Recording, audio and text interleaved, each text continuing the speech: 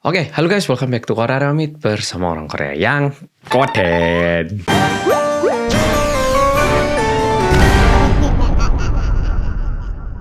Oke, Polo ini udah rinding dong yang ke-23. Seminggu lagi bakal lebaran. Semoga Polo puasanya masih aman. Dan biasanya dari percobaanku aku dulu nyoba puasa, biasanya itu minggu pertama yang paling susah. Memasuki kayak hari ke-5, ke-7 itu agak teradaptasi. Bukannya mudah, tapi mulai mendingan. Jadi tak doakan buat Polo yang puasa udah lebih nyaman dan mulai terbiasa dan sehat hingga lebaran. Nah, by the way, di video rinding dong kali ini aku mau menceritakan cerita yang dikirimkan sama salah satu Polo yang diganggu sama sosok kuntilanak di Korea, jadi langsung tak ceritakan.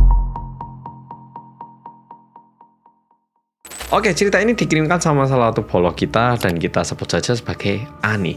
Terima kasih Ani udah mengirimkan cerita kepada kita. By Ani ini ngasih beberapa cerita dan semua ceritanya terjadi di salah satu asrama yang dia tempati pas dia student exchange ke Korea. Ini ceritanya wong Indonesia tapi medeni ning Korea lah, sing tinggal di Korea iki apa gak deg-degan ya mau coy iki ya. Tapi nggak apa-apa, kita lanjutkan. Nah, by ini ceritanya agak nyambung, bukan beda-beda gitu. Jadi mohon didengarkan dengan baik. Cerita pertama, ini kejadiannya terjadi pada pukul 3 subuh hari. Entah kenapa katanya hari itu Ani kebangun di jam itu. Tentunya kamarnya gelap karena lampunya udah dimatikan. Tapi meskipun lampu di kamar itu udah kita matikan, namanya lampu kan sekarang di mana-mana ya toh.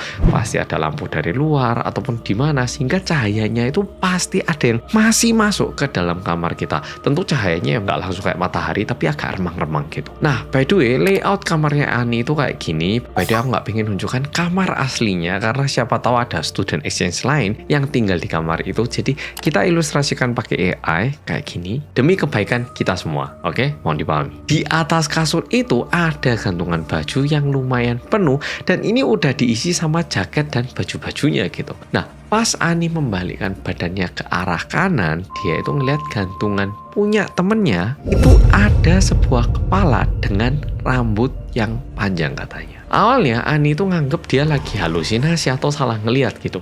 Soalnya waktu dia lihat gantungan bajunya itu nggak ada apa-apa. Tapi waktu Ani noleh lagi ke gantungan jaket, kepala yang dia tadi lihat itu udah ada di sebelah kasurnya sendiri ternyata. Ngelihat itu, tentunya Ani juga sangat kaget. Dia langsung merem, langsung mulai berdoa, membalikkan badan, dan gak berani untuk menggerakkan badannya hingga jam 6 pagi. Alias nunggu kayak matahari terbit gitu. Itu kejadian pertamanya. Kejadian kedua, ini terjadi beberapa minggu setelah itu. Nah, waktu itu masa-masanya liburan dan banyak mahasiswa yang lagi pergi liburan alias pulang ke rumahnya gitu. Sehingga yang tersisa di asrama itu cuman beberapa, bahkan ada beberapa kamar yang kosong.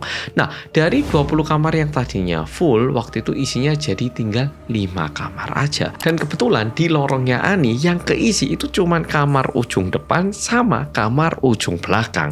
Yang tengah ini gak ada orangnya, alias lagi pulang semua gitu. Nah, suatu malam Ani ini mendengar ada suara tangisan tepat dari kamar sebelahnya.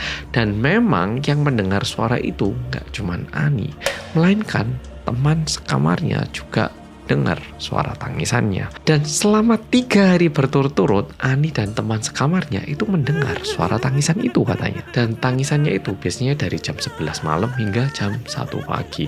By the way, kalau berdasarkan dukunnya yang di Korea, jam 11 malam hingga jam 1 pagi itu merupakan jam-jam aktifnya hantu-hantu katanya kalau di Korea. Iya. Dan di hari yang keempat, temannya Ani baru bilang, "Ani, kamu tahu nggak? Yang tinggal di kamar sebelah itu katanya udah pulang loh ke negaranya. Dan pulangnya itu minggu lalu. Jadi harusnya kamarnya itu kosong loh." Lah terus suara tangisan yang kita dengari suara siapa ya? Temennya tiba-tiba bilang kayak gini. Tidak selesai di sini, ada cerita tambahan lagi. Jadi karena di asrama itu kan biasanya tempat mandinya itu terbatas, kadang harus ngantri atau dan diakibatkan itu Ani yang nggak mau ngantri, dia itu biasanya mandi jam 3 pagi katanya, sengaja biar nggak ngantri, tapi sama temennya, jadi nggak sendiri gitu. Tapi kebetulan hari itu Ani mendengar satu suara katanya. Suara yang didengar Ani itu merupakan suara gonggongan alias auman anjing yang makin lama itu makin mendekat dan semakin didengar suaranya itu benar-benar terkesan kayak terdengar dari jendela kamar mandi yang ada di lantai itu katanya.